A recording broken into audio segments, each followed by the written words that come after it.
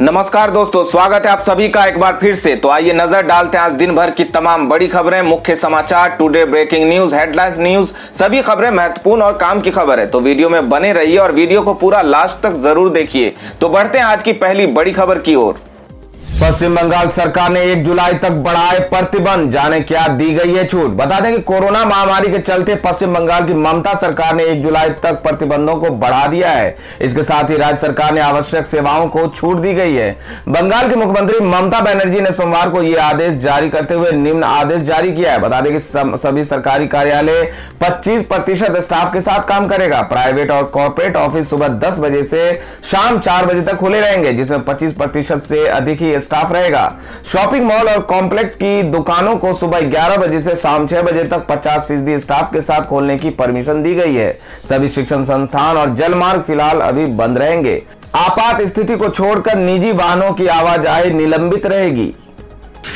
हरियाणा में बेटियों की शादी के लिए 51,000 रुपए तक मदद कर रही है खट्टर सरकार, ऐसे करें आवेदन। बता दें हरियाणा की मनोहर लाल खट्टर सरकार प्रदेश के अंदर बेटियों की शादी के लिए आर्थिक मदद मुहैया करा रही है। दरअसल मुख्यमंत्री विवाह शगुन योजना के तहत 51,000 रुपए तक की राशि की मदद का प्रावधान किया गया है। योजना के लिए बेटी की उम्र 18 वर्ष से अधिक होनी चाहिए, वहीं लड़के की उम्र 21 वर्ष से अधिक होनी चाहिए। योजना का लाभ लेने के लिए ऑनलाइन आवेदन किया जा सकता है। योजना के तहत अनुसूचित जाति, विमुक्त जाति और टप्परीवास जाति के बीपीएल परिवारों को लड़की की शादी के लिए 51,000 रुपए की सहायता राशि दी जा रही है। अनुसूचित जाति, विमुक्त जाति और टप्परीवास जाति का व्यक्ति यदि बीपीएल नहीं है तो उनकी वार्षिक आय 1 लाख रुपए से कम हो या 2.5 एकड़ जमीन से कम जमीन होने पर लड़की की शादी में 11,000 रुपए की सहायता राशि दी जाती है। पिछड़े वर्ग के बीपीएल यानी कि गरीबी रेखा से नीचे परिवार की आय 1 लाख रुपए से कम हो या 2.5 एकड़ से कम जमीन हो तो लड़की की शादी के लिए 11,000 रुपए की आर्थिक मदद की जाती है। योजना के तहत सामान्य वर्ग के बीपीएल परिवार को बेटी की शादी के लिए 11,000 रुपए की सहायता राशि दी जाती है। सभी वर्गों की विधवा महिला, ऑर्फन यानी बेसहारा बीपीएल जिनकी वार्षिक आय 1 लाख रुपए से कम हो या 2.5 एकड़ से कम जमीन हो तो बेटी की शादी के लिए 51,000 रुपए की सहायता राशि दी जा रही है। दोस्तों, अगर आप भी अपने गांव, शहर या अपने राज्य की खबरों को देखना चाहते हैं तो कमेंट में अपने गांव, शहर या राज्य का नाम जरूर लिखें। और अगर आपको अभी तक किसी भी तरह की सरकारी सुविधा का लाभ नहीं मिला है तो वो भी कमेंट करके जरूर बताएं कि सरकार की कौन सी योजना अब तक नहीं पहुंची, जिससे कि आपकी बात हमारे चैनल के माध्यम से सरकार तक पहुंच जाए। तो चलिए बढ़ते अगली बड़ी खबर की ओर। कांग्रेस नेता रणदीप सुरजेवाला का बड़ा बयान, कहा राम मंदिर जमीन घोटाला मामले में संज्ञान ले सुप्रीम कोर्ट, अपनी निगरानी में कराए जांच। बता दें कि अयोध्या में राम मंदिर के खरीदी गई जमीन मामले में राम मंदिर ट्रस्ट पर लगे घोटाले के आरोपों के बीच कांग्रेस नेता रणदीप सुरजेवाला ने सुप्रीम कोर्ट से मामले का संज्ञान लेने और अपनी देखरेख में मंदिर के ट्रस्ट के खिलाफ जांच करने की मांग की है। रणदीप सुरजेवाला ने सोमवार को कहा कि हम मांग करते हैं कि सुप्रीम कोर्ट मामले का संज्ञान ले और सुप्रीम कोर्ट की निगरानी में जांच का आदेश दे। इसके अलावा उन्होंने मांग की कि मंदिर के लिए दान के रूप में प्राप्त राशि और ट्रस्ट द्वारा किए गए खर्चों का भी शीर्ष अदालत की निगरानी में ऑडिट किया जाए। बिना टेंशन अब पेटीएम से बुक करें वैक्सीनेशन के लिए स्लॉट, जाने कैसे। बता दें कि अगर आप अब तक कोरोना वैक्सीनेशन के लिए स्लॉट बुक नहीं कर पाए हैं तो आपके लिए अच्छी खबर है, आप घर बैठे आसानी से वैक्सीनेशन का स्लॉट बुक कर सकते हैं। ई वॉलेट कंपनी पेटीएम की मदद से आप अपने मोबाइल से आसानी से वैक्सीनेशन के लिए स्लॉट बुक कर सकेंगे। पेटीएम की ओर से इस बारे में जानकारी दी गई है, जिसमें कहा गया है कि अब से पेटीएम यूजर्स इस ऐप पर वैक्सीनेशन के लिए स्लॉट खोज सकेंगे। आप पेटीएम ऐप की मदद से वैक्सीनेशन लगवाने के लिए स्लॉट बुक भी कर सकते हैं। पेटीएम के इस ऐलान के बाद अब इसके यूजर्स पेटीएम से न केवल लेन देन कर सकेंगे बल्कि एक ही ऐप से अपने आसपास के एरिया में कोरोना वैक्सीनेशन के लिए खाली स्लॉट की तलाश कर उसकी बुकिंग भी कर सकेंगे। दरअसल कोरोना वैक्सीनेशन को रफ्तार देने के लिए यह कदम उठाया जा रहा है। इस बारे में कोविन ऐप के प्रमुख आरएस शर्मा ने कहा कि देश में कोरोना वैक्सीनेशन को सरल और तेज करने के लिए पेटीएम के अलावा मेक माई ट्रिप और इंफोसिस समेत 1 दर्जन से अधिक डिजिटल कंपनियों को वैक्सीनेशन के स्लॉट बुकिंग करने की मंजूरी दी गई है। कोरोना काल में माता पिता को खोने वालों समेत अन्य अनाथ बच्चों की जिम्मेदारी उठाएगी मध्य प्रदेश सरकार। बता दें कोरोना काल में माता पिता या परिवार को खोने वाले और अन्य अनाथ बच्चों के लिए मुख्यमंत्री शिवराज सिंह चौहान ने दरियादिली दिखाई है। मुख्यमंत्री ने कहा कि सरकार समाज के साथ मिलकर ऐसे बच्चों की शिक्षा, आश्रय और आहार की व्यवस्था, जीवन यापन की व्यवस्था करेगी। इसके लिए योजना बनाई जा रही है। मुख्यमंत्री ने रविवार को यह निर्णय लेते हुए कहा कि कोविड के साथ ही जो अनाथ बच्चे हैं उन्हें हम नहीं छोड़ सकते। जल्दी इस संबंध में योजना लाएंगे। गौरतलब है कि कुछ जिलों ने बहुत ही अच्छी पहल की है। मंदसौर ने योजना को आकार देने के लिए पैसा इकट्ठा किया है।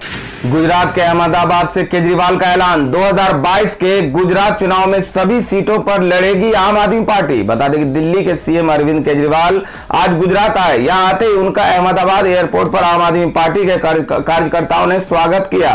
कुछ ही देर बाद पार्टी के प्रदेश कार्यालय से केजरीवाल ने ऐलान किया कि आप गुजरात के आगामी विधानसभा चुनाव में हिस्सा लेगी।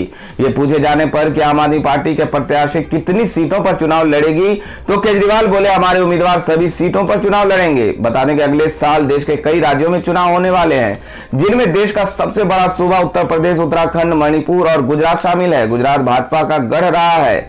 विधानसभा के साथ साथ यहां लोकसभा में भी भाजपा का प्रभुत्व है। ये देश के प्रधानमंत्री नरेंद्र मोदी और गृह मंत्री अमित शाह का गृह राज्य भी है। अभी केजरीवाल ने ऐलान किया है कि आम आदमी पार्टी यहां पहली बार सभी सीटों पर विधानसभा चुनाव लड़ेगी।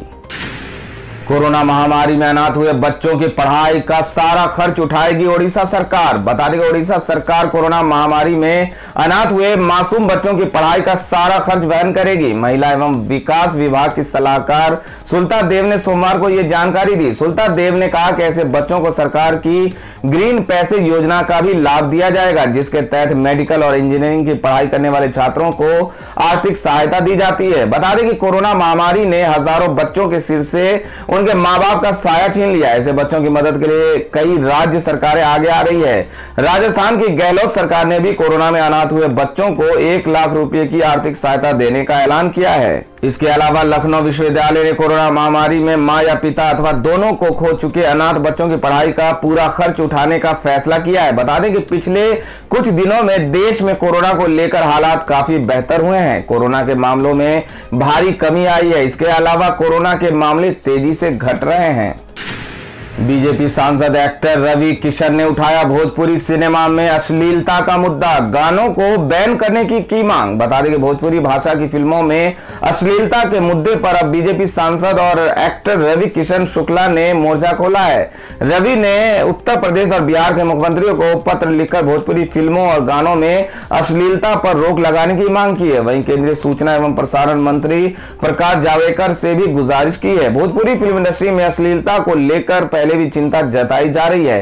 तमाम साधन संपन्न होते हुए भी इस इंडस्ट्री के पिछड़ेपन की बहुत बड़ी वजह अश्लीलता की छौंक है, जो किसी फिल्म के दृश्य, संवाद या गानों में नजर आती है। एक खास वर्ग को खुश करने के लिए निर्माता ऐसा कंटेंट तो बनाते हैं, मगर इसका नुकसान व्यापक है, जिसका अंदाजा तत्काल नहीं लगाया जा सकता। रवि ने प्रकाश जावड़ेकर को लिखे पत्र में इस बात पर चिंता जताई कि पिछले कुछ सालों में भोजपुरी फिल्मों में अश्लील कंटेंट की बढ़ोतरी हुई है। भोजपुरी गाने अश्लीलता का पर्याय बन चुके हैं, जो चिंताजनक है। इसमें कहा गया कि इन गानों से युवाओं के मन मस्तिष्क विकृत होते हैं। इस पर अविलंब रोक लगाने की दरकार है। बीपीएल परिवार में कमाऊ वयस्क की मौत पर 1 लाख का मुआवजा देगी कर्नाटक सरकार। बता दें कर्नाटक के मुख्यमंत्री बीएस येदियुरप्पा ने सोमवार को कोरोना महामारी के कारण वयस्क सदस्यों को खोने वाले बीपीएल परिवारों को 1 लाख रुपए के मुआवजे की घोषणा की। येदियुरप्पा ने ये कहा कि किसी भी भारतीय राज्य द्वारा इस तरह की पहली पहल है।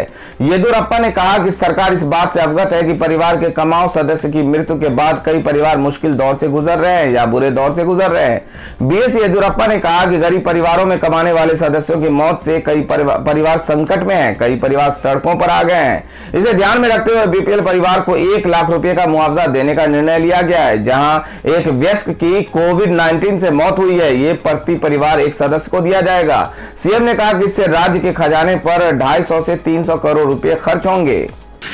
सोने और चांदी के ताजा भाव की बात की जाए तो सराफा बाजार में सोने के दाम में 464 रुपए प्रति 10 ग्राम की गिरावट देखने को मिली। आज सोने का दाम 47,705 रुपए प्रति 10 ग्राम पर रहा। वहीं चांदी की कीमत में 723 रुपए प्रति किलोग्राम की गिरावट देखने को मिली। इससे चांदी की कीमत 70,420 रुपए प्रति किलोग्राम पर रहा।